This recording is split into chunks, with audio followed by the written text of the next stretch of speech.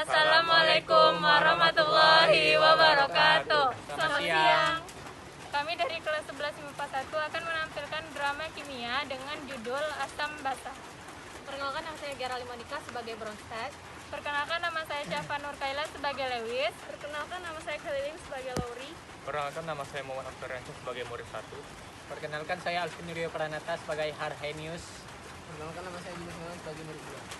Selamat menyaksikan. Oi, mau kemana kita belajar asam basa nih? Gimana kalau ke Arhenius saja? Wah, aku dengar-dengar dia penemu asam basa. Boleh juga tuh, kuy lah. Kuy, Ini rumahnya Pak Renius. iya nih rumahnya sang penemu asam basa. Yuk Yaudah. kita panggil ya. Yaudah, yuk. Permisi. Permisi, Pak. Sebentar. Siapa ya? Perkenalkan, saya Okta dan ini teman saya Dimas. Kami kesini ingin belajar asam basa sama Bapak. Oh, silakan masuk. Duduk dulu. Terima kasih, Pak.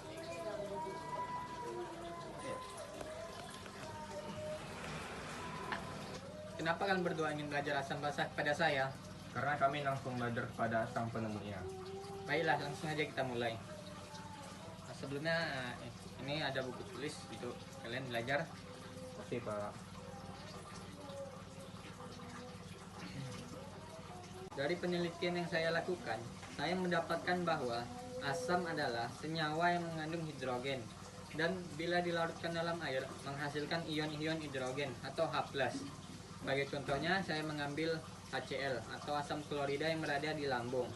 Nah, kemudian saya larutkan ke dalam air, kemudian HCl terionisasi menjadi H+ dan Cl-. So, lebih mudahnya, HCl dilarutkan dalam air akan terionisasi menjadi H+ dan Cl-. H+ ini yang dinamakan asam. Dari yang saya jelaskan tentang asam ini, apakah ada pertanyaan? Tidak, Pak. Nggak ada, Pak. Oke, kita masuk ke basa.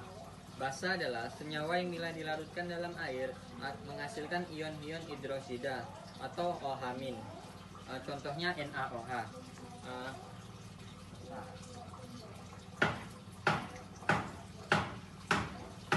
Senyawa NaOH dilarutkan ke dalam air akan terionisasi menjadi NH+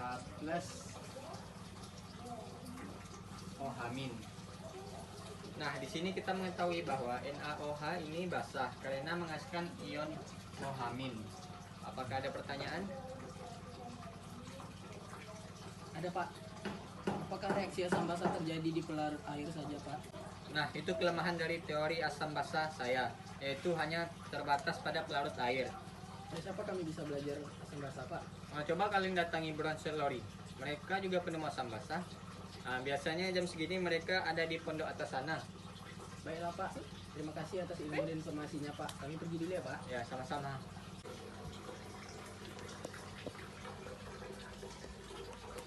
Kami pamit pamit dulu ya, Pak. Ya, hati-hati. Ya, Pak.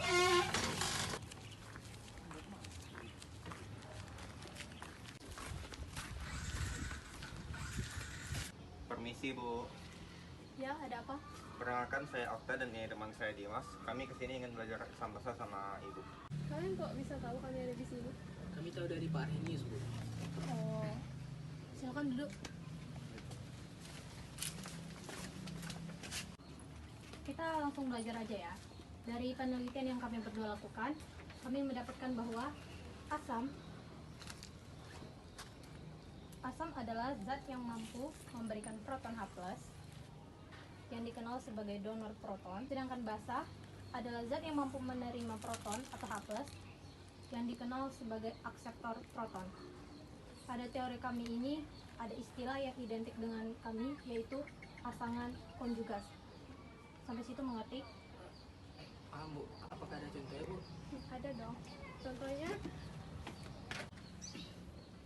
H2SO4 dengan H2O bereaksi menjadi H3O+ dengan HSO4-.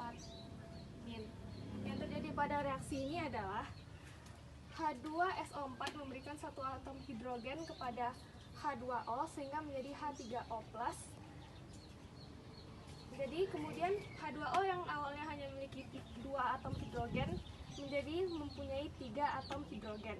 Jadi kesimpulan yang dapat diambil dari sini adalah H2SO4 itu bertindak sebagai asam karena dia memberikan protonnya. Sedangkan H2O itu bertindak sebagai basa karena dia menerima proton. Apakah kalian berdua paham? Sangat paham, Bu. Terima kasih, Bu. Ya, sama-sama. Saya ingin bertanya, Bu. Ya, silahkan. Apakah ada lagi penemu asam basa selain Pak Harnius dan Ibu? Ada satu lagi, Lewis. Bisakah kami belajar dengannya, Bu? Sangat bisa, silahkan belajar pada beliau. Teori asam basanya cukup sangat sempurna. Baiklah, Bu. Kira-kira di mana kami bisa menemuinya, Bu? Kalian bisa langsung ke rumah saja. Kalau boleh tahu Bu, di mana rumah beliau Bu? Di Jalan Desa Harapan. Terima kasih Bu. Ya, sama-sama. Kami pergi dulu ya, Bu. Hati-hati ya.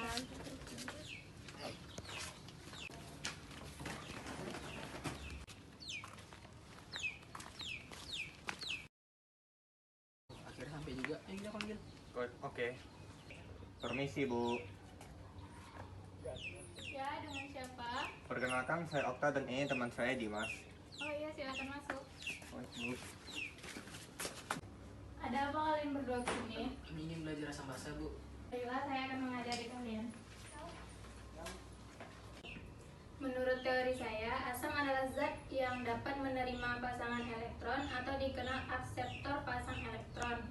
Sedangkan basa adalah zat yang dapat memberikan pasangan elektron atau dikenal donor pasangan elektron.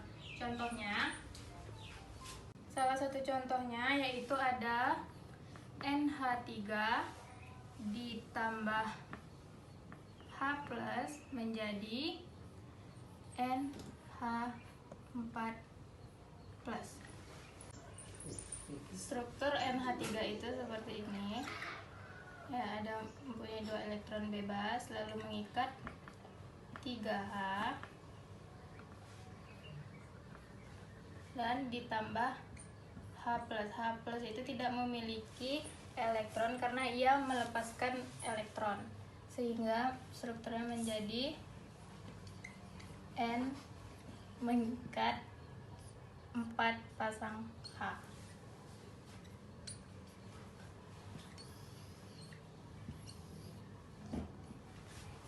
Dari struktur ini kita dapat menentukan asam dan basanya. Dilihat dari ini, N mempunyai 2 pasang elektron bebas, sedangkan menurut definisinya yaitu asam yang menerima pasangan elektron dan basa itu yang memberi.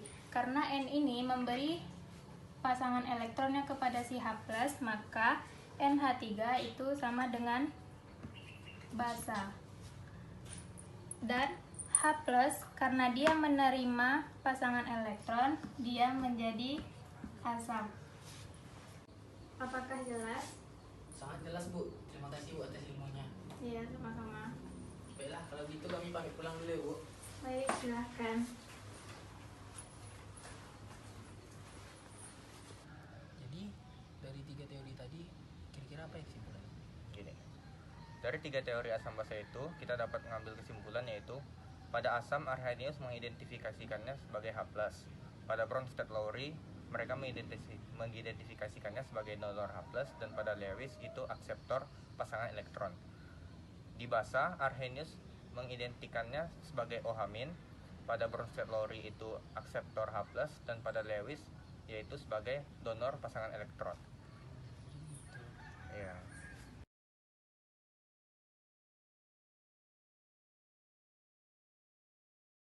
Simanjunta. Arrhenius Simanjunta. Asam basa Pak. 1. Saya ingin bertanya, Bu. Ya, silahkan.